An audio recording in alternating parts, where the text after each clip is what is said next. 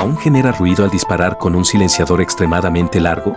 Primero, veamos los efectos de usar una botella de plástico y una almohada como silenciadores caseros. La botella de plástico explota de inmediato en el momento del disparo, y la eficacia de la reducción de ruido es casi nula. A continuación, probemos con la almohada. El resultado muestra que el sonido del disparo se reduce considerablemente, pero cuando se quita la almohada, el efecto de silencio disminuye mucho. Ahora, volvamos al título. Al instalar un silenciador alargado en el arma, con una longitud de aproximadamente 15 metros, el fuego en el cañón desaparece al disparar, pero el silenciador está gravemente dañado. Según las pruebas con instrumentos, un silenciador extremadamente largo puede eliminar la mayor parte del ruido, pero aún se escuchará un leve sonido del disparo.